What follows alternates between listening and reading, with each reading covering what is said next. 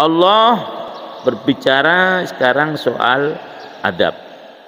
Ini sebagai penutup dari perilaku orang kafir tadi. Maka diberi tanda ain. Kita ulang lagi nih. Ini mahal nih, ilmu ini dapat dari Turki saya. Ya ini. Itu ngantuk nanti nggak ngerti lagi. Weh bangun. Awe pagi-pagi tidur. Dari kata ruku, roka'a. Ingat ini, roka'a. Ya, roka'a, ruku. Ya, bukan makro ya, makro lain lagi. Makro dari koro'a itu. Koro'a baca, kalau koro'a enggak, tapi malah nanti ketukan. Kenapa? Karena para ulama salaf dulu, ya, tentu kalau dikembalikan pada para sahabat, kalau membaca Quran, kalau urut dari Alif Lam Mim sampai Anas, kalau pas sampai pada ayat ini ruku mereka. Nah, ya. Pertama rukunya di mana? Coba dilihat. Pertama rukunya di mana? Di akhir surat mesti ruku. Wa huwa khairul hakimin. Ada kan ayatnya?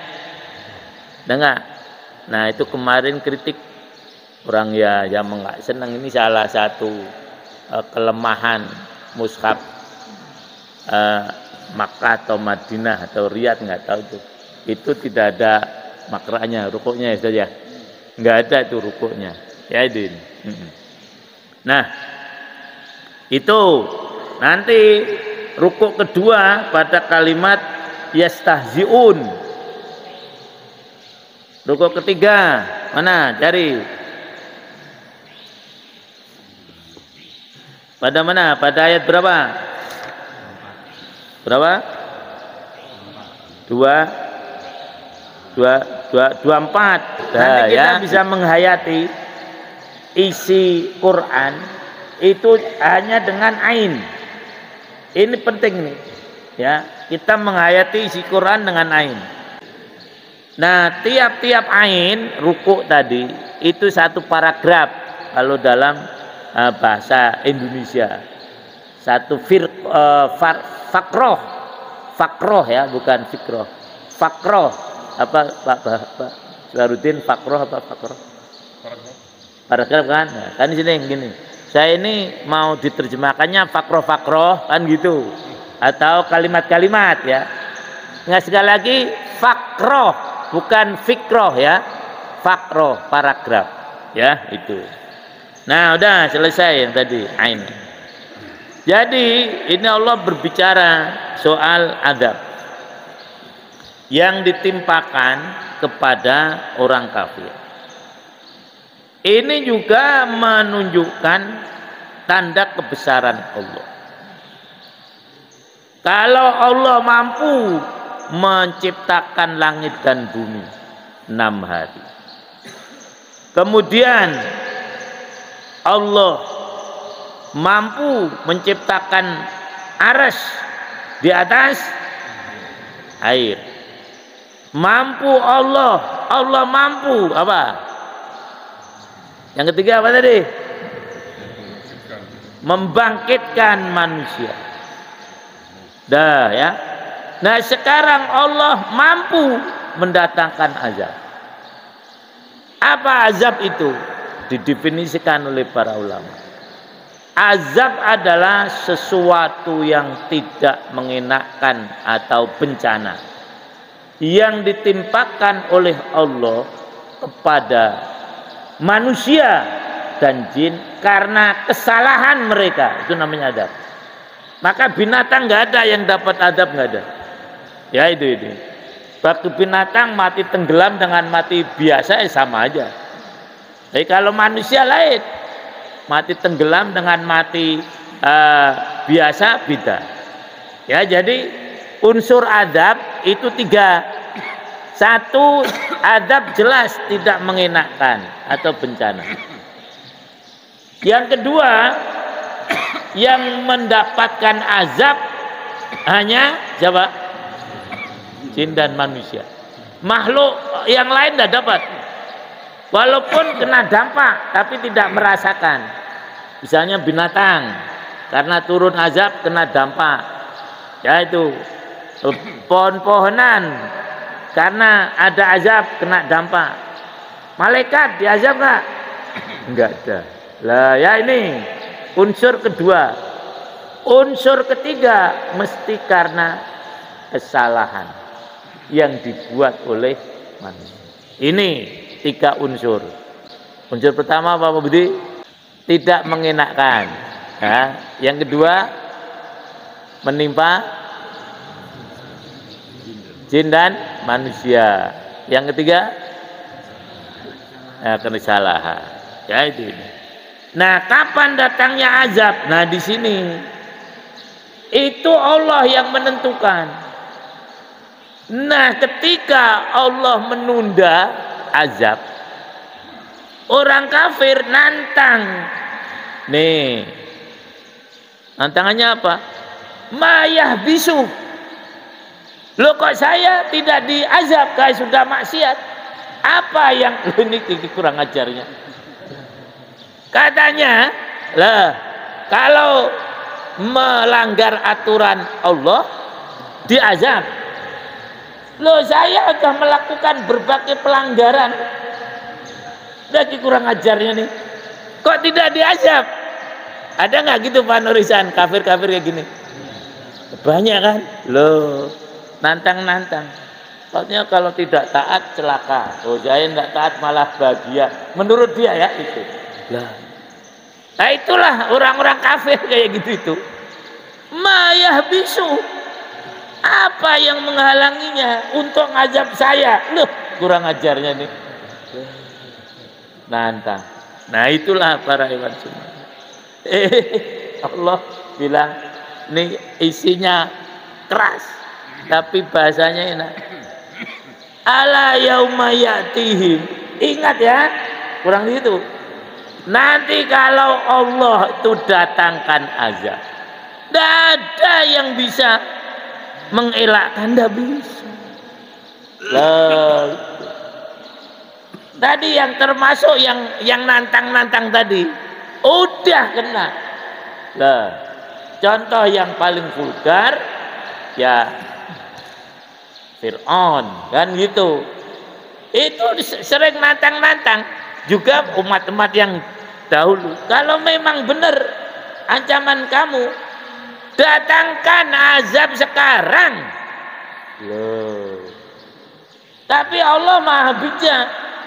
Kalau Allah datangkan betul saat itu atas permintaan si kafir tadi, dia mengatakan, oh berarti Tuhan ikut saya. Lah itu. Untuk menunjukkan kekuasaan Allah, nanti terserah Allah.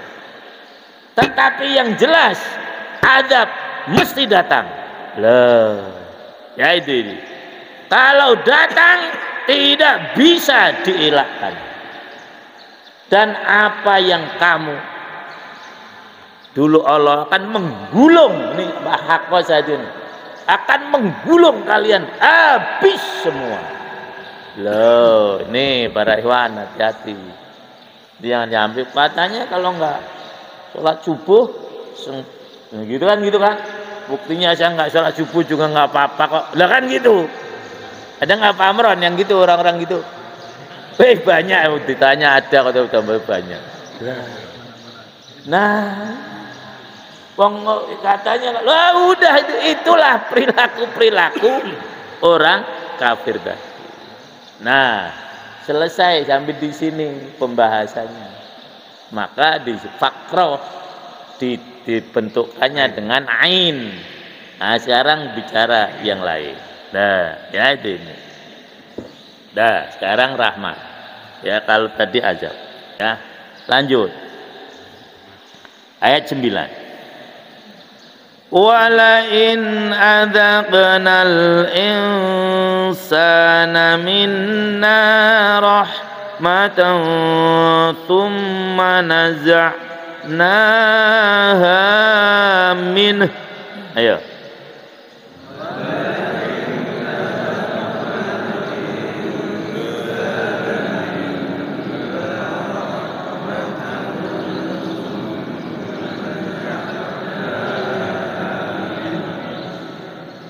Innahu la ya'usun kafur.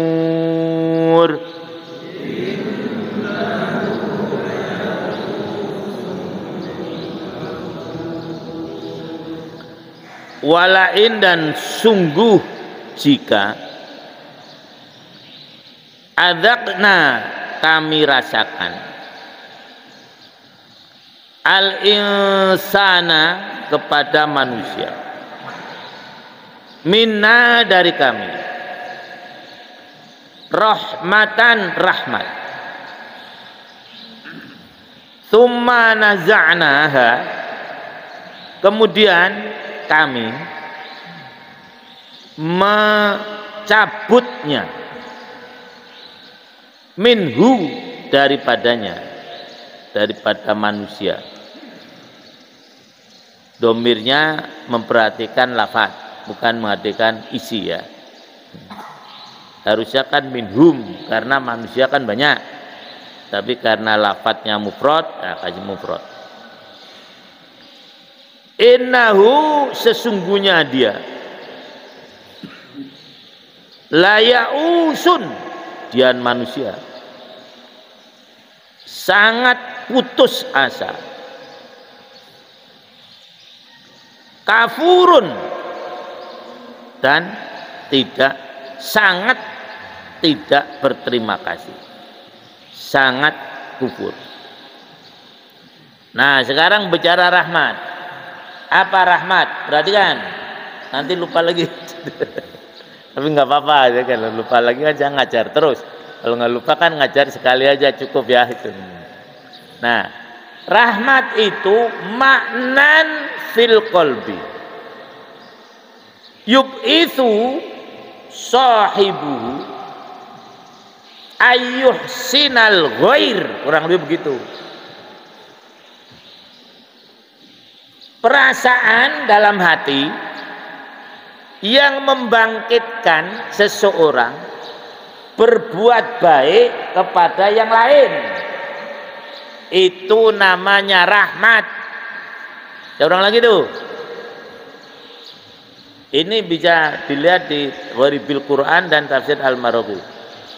Kurang lebih kayak gitu tadi. Satu perasaan dalam hati yang membangkitkan, yang membuat pemiliknya untuk berbuat baik kepada yang lain. Unsurnya 3. Saya ulang lagi. Azab tadi juga 3 ya unsurnya ya. Apa pertama unsur azab? Tidak mengenakan. Yang kedua? Nah, yang ketiga? Karena kesalahan. Tuh, udah selesai. Nah rahmat juga begitu, unsurnya 3. 1, rahmat itu muncul dari hati. Kalau manusia ya, artinya dari sesuatu yang paling dalam. Rahmat dari Allah pun juga begitu. 1. Nah, perasaan tadi membuat orang akan berbuat baik. Unsur kedua. Jadi rahmat ini mesti baik. Nggak ada rahmat yang buruk, nggak ada. Kalau azab mesti apa? Buruk. Lah, ya itu. Tapi kalau balak belum tentu. Ya itu. Karena hal yang tidak mengenakkan ini kembali lagi yang ada 3. Yang pertama tazkiro. Ini yang tidak mengenakkan nih. Yang kedua balak. Yang ketiga azab atau bisa dibalik. Ya itu. Bala itu sesuatu yang tidak mengenakkan yang menimpa pada orang-orang yang baik kadang-kadang. Namanya bala. Rasul pernah mengatakan, "Idza aradallahu bi 'abdi khairan ibtalahu." Nah itu. Tazkirah itu untuk mencegah agar orang tidak melakukan kesalahan. Misalnya begini, siapa namanya? Ridwan, Ridwan. Lah ya itu. Mau nonton konser, misalnya dangdut di Karang, misal naik motor, dengan istrinya boncengan. Padahal belum pernah loh dia.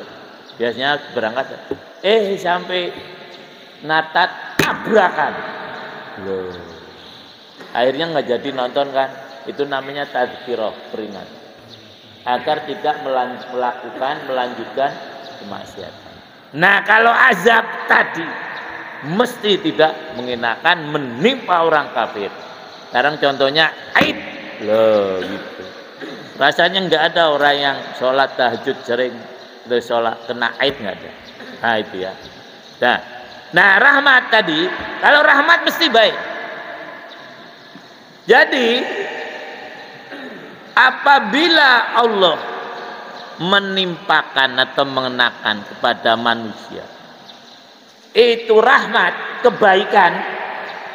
Jadi kalau orang punya sifat rahmat, yang dipikirkan mesti baik. Baik untuk siapa? Orang lain lah ya. Kalau yang dipikir hanya baik untuk diri sendiri, belum rahmat. Lah begitu para hewan iman. Itu yang lain ini bisa siapa aja, ilal ghair. Baik itu pokoknya yang ada di luar kita. Mungkin bisa benda mati, bisa benda hidup dan seterusnya. Contoh yang mudah lah. Masjid ini kotor. Kemudian disapu. Nah, yang sapu itulah yang punya sifat apa? Rahmat. Karena kotor baik enggak? Nah, baik kan? Dia ingin supaya masjid ini jadi baik. Penting apa? Nyapu kan? Maka yang tidak pernah membersihkan masjid, nah melihat kotor didiamin aja, itu tidak punya rahmat. Lagi contoh, toilet bersih apa kotor tuh, Pak Singgi? Nah berarti penghuninya tidak punya sifat rahmat. Loh. Berarti punya sifat rahmat kan? Lah gitu. Ini para hewan semua. Maka al-jamaatu, padahal jamaah kan rahmat. Jadi kalau orang jamaah itu mesti dia ingin orang lain itu jadi baik. Maka al-jamaah mesti non politik. Karena kalau politik biasanya kalau ada temannya baik, nah seneng. Contoh, Pak Jaspuri nyalon, Pak Amro nyalon, bahkan sama-sama satu partai. Ini pantasnya PDI ya, PDI. Pantasnya mungkin. Lah mungkin gitu. Nah, ini pas nomornya berdampingan, mesti Pak Jaspuri berdoa, mudah-mudahan Pak Amro nggak jadi. Pak sananya juga doa, mudah-mudahan Pak Jaspuri nggak jadi. Abang orangnya terbatas. Jadi kepikirannya itu yang lain buruk. Bukan rahmat. Tapi kalau Pak Jaspuri begini, Pak Amran mudah-mudahan kamu yang jadi ya. Kira-kira bisa nggak gitu? Kayaknya nggak ada ya. Pak Amran, Pak Jaspuri udah Bapak aja yang jadi. Nah kalau itu berarti politik rahmat. Tapi kayaknya nggak ada ya Pak ya. Nggak ada. Itu Pak udah saya share kemarin itu bagaimana Pak Yusril, waduh dia bicara soal politik, nggak ada politik balas budi, nggak ada, yang ada balas dendam. Ya itu. Jadi beliau kan orang politik betul ya, sejak zaman Pak Harto dulu yang kemudian SBY mengalami berbagai macam presiden sampai terakhir Pak Jokowi, simbolan dia nggak ada politik balas budi, yang ada balas dendam. Jadi kalau rahmat nggak gitu, rahmat itu keinginan berbuat baik. Nah itulah. Jadi kalau Allah memberikan rahmat, nah udah baik gitu. Kemudian ini bandingannya yang tadi nantang-nantang tadi. Allah cabut, mereka langsung putus asa. Lah, ya.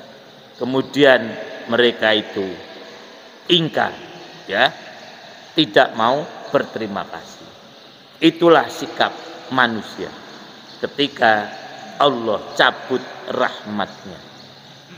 Mereka putus asa dan mereka tidak berterima kasih.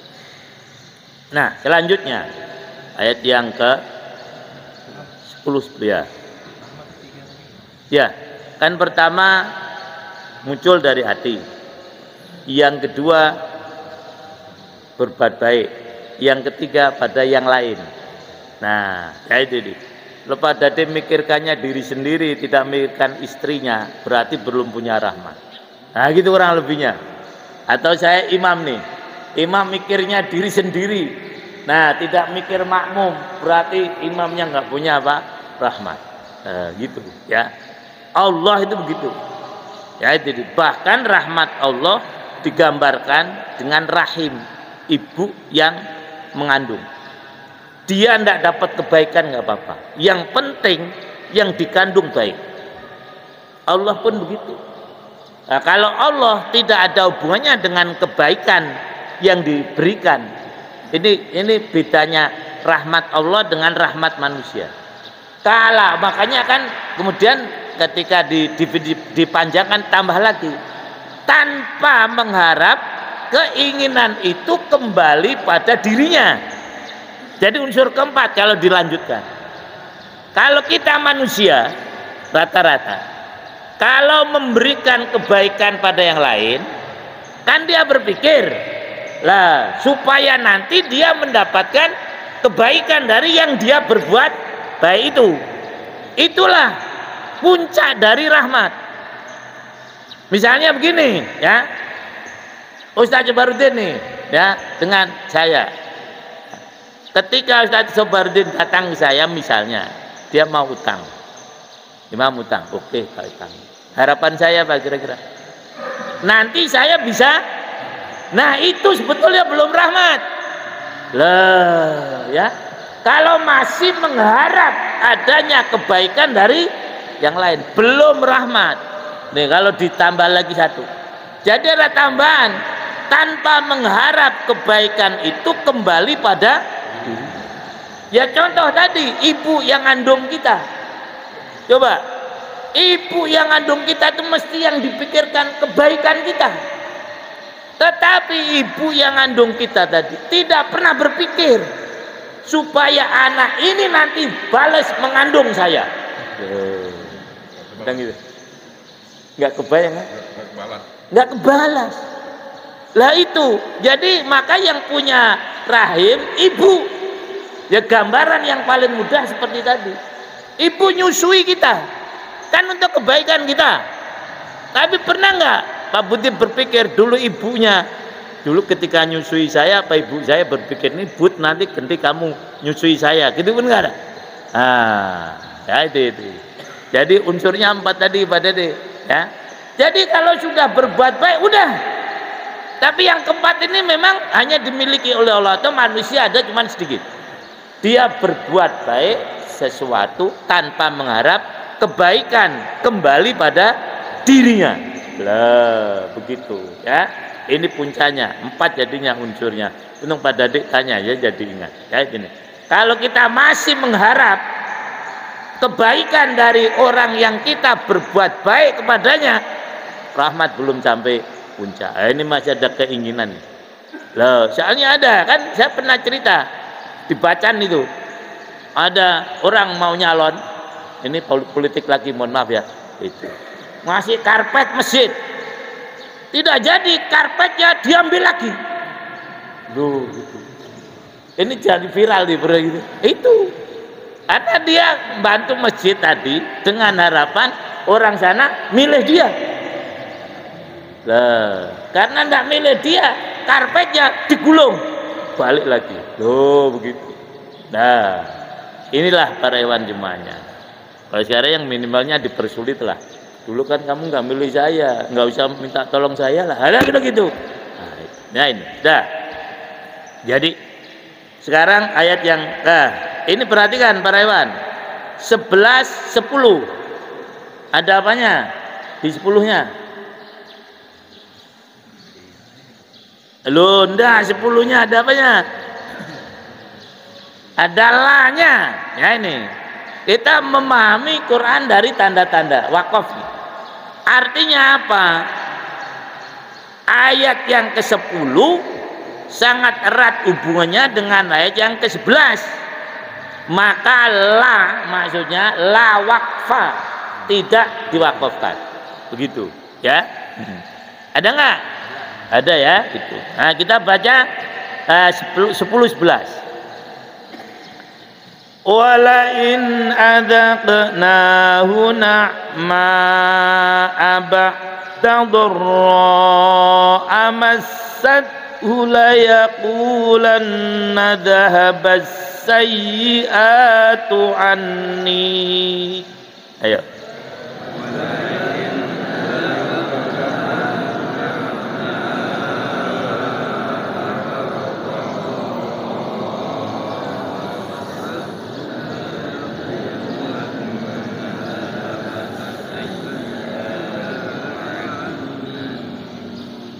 Innahu la farihun fakhur.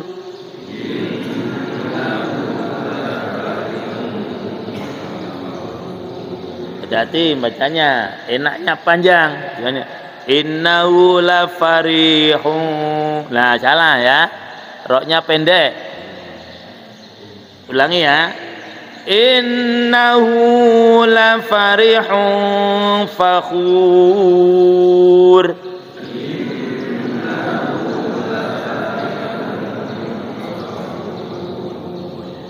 Illal ladzina sabaru wa 'amilus shalihat.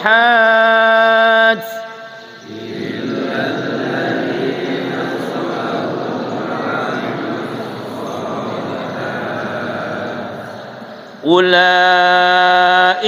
lahum maghfiratun wa ajrun kabir.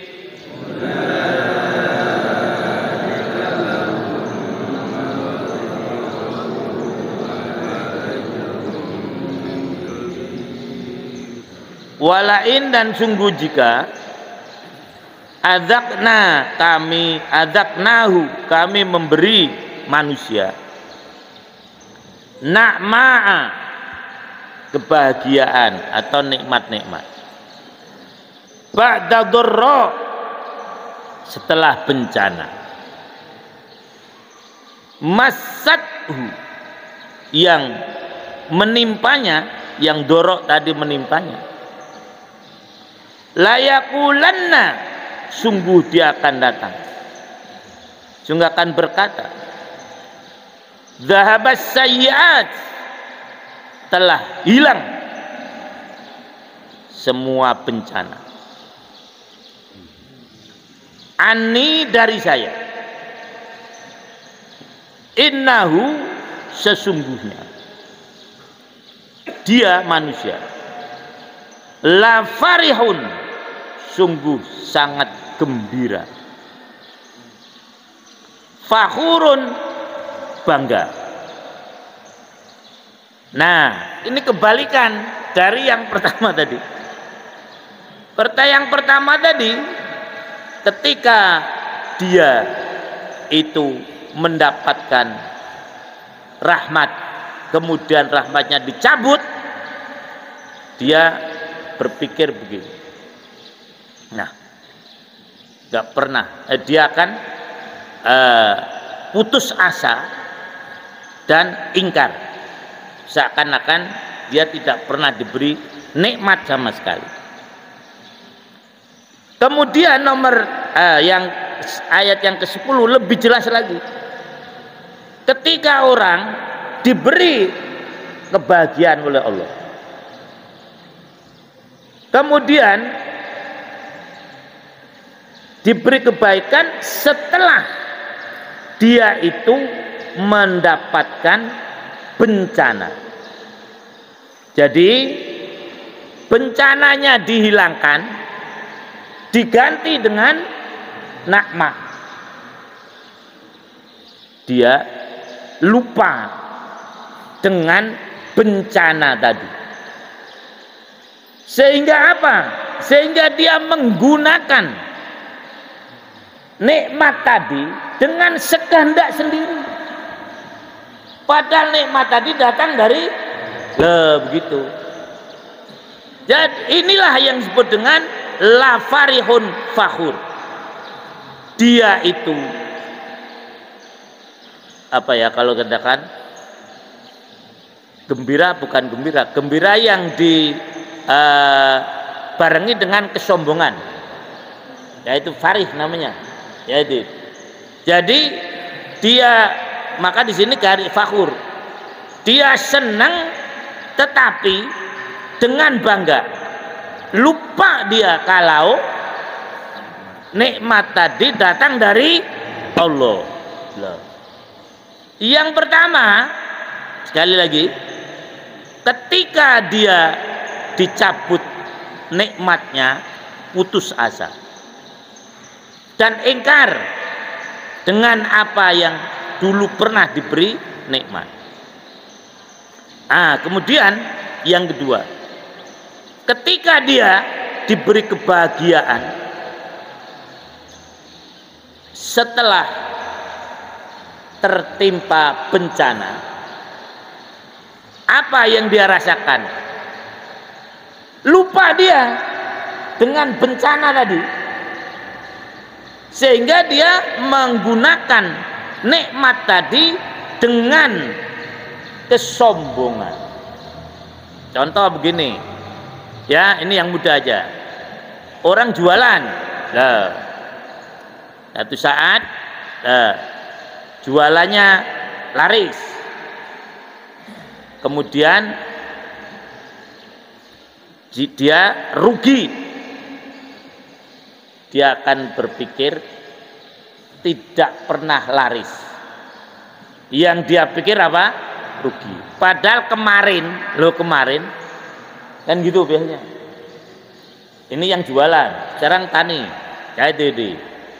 Tani misalnya hari ini rugi, untungnya terasa nggak? Nggak, itulah. Loh, yang dipikir yang ruginya, padahal kemarin apa? Loh, itulah manusia kayak gitu.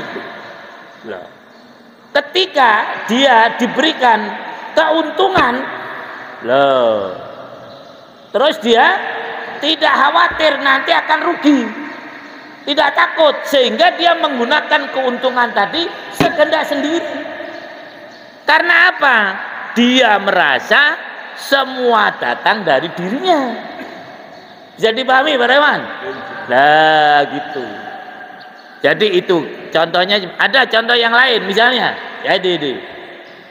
Ada orang jualan, ini tani, sekarang karier misalnya, ya itu. Nah, dia oleh Allah diberikan karir yang tinggi.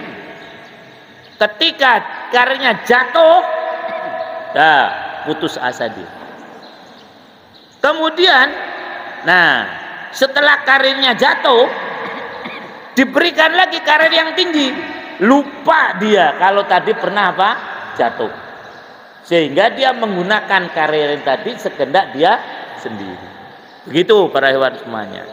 Nah, kecuali ini ada pengecualinya, yaitu orang yang sobar dan orang yang beramal soleh.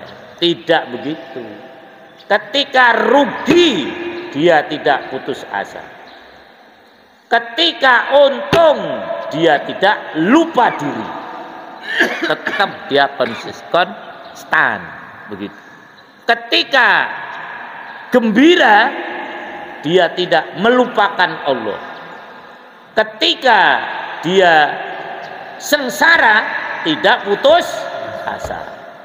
Sekarang banyak soalnya. Ya ini orang-orang yang berkarier tinggi, begitu dia jatuh bunuh diri. Lah, karir yang tinggi tadi tidak dianggap lagi, seakan-akan kemarin dia tidak mendapatkan apa? Kebahagiaan. Maka yang seringnya mengatakan gini, saya kalau jenguk orang sakit, wah mam saya udah sakit bertahun-tahun. Loh, saya tanya sehatnya berapa tahun? Loh, biasanya sehatnya hilang. Kayak gini tadi. Loh, jadi tapi begitu dikasih kesehatan, apa yang terjadi? Lupa dia loh, kan itu persis gambarnya kayak gini nih tadi. Loh. Jadi kalau sakit ingat apa? Sehatnya. Loh. Kalau sehat ingat yang memberi apa? Yang memberi kesehatan. Itulah orang yang sabar dan amal soleh. Orang yang begitu tadi akan diampuni dosa-dosanya oleh Allah. Loh kan enak nih. Dan juga mendapatkan pahala yang besar. Begitulah kurang lebih para hewan semuanya sikap manusia. Dua sikap manusia dalam menghadapi nikmat dan menghadapi apa tadi? Bencana azab.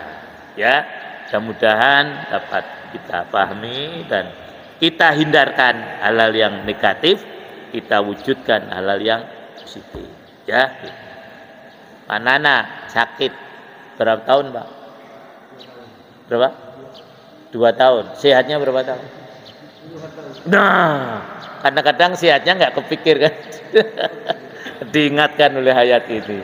Pak, kamu sehatnya udah lama Pak, kurang begitu. Nah, betul nih. Terus 2 tahun nih sakit. Kau negeri sehat. Dia janji-janji ada ayat lain. Pokoknya nanti kalau saya diberi kesehatan saya akan tambah ibadah. Ini bukan Pak Nana ya, normal lain. Betul. Begitu diberi sehat, enggak lagi datang ke masjid. Nah, lupakan itu. Manusia-manusia kayak gini tadi. Nah, ya. Padahal dia janji nanti kalau saya sehat saya akan lebih rajin. Maka Allah ingatkan, kecuali yang sabar dan beramal apa? Soleh. Itulah para hewan semuanya, semoga manfaatnya. Nah, nanti yang ayat selanjutnya episode yang lain. Kurang lebihnya mohon maaf. Inilah yang dapat saya sampaikan. Mudah-mudahan ada manfaatnya. Mari kita akhiri dengan baca Sayyidul Istighfar, doa pagi sore dan kafaratul majlis. Bismillahirrahmanirrahim. Allahumma anta rabbi la ilaha illa anta khalaqtani wa ana abduka wa ana ala ahdika wa wa'dika mastata a'udzu bika min syarri ma sana'tu abu'u laka bi ni'matika alayya wa abu'u bi dzambi faghfirli fa innahu la yaghfiru dzunuba illa anta. Bismillahilladzi la yadurru syai'un fil ardi wala fis sama wa huwas samiul alim. Bismillahilladzi la yadurru ma'asmi syai'un fil ardi wala fis sama wa huwas samiul alim. Bismillahilladzi la subhanakallahumma wa bihamdika asyhadu an la ilaha illa anta astaghfiruka wa atubu ilaik. Alfa minkum wa syukran. Assalamualaikum warahmatullahi wabarakatuh.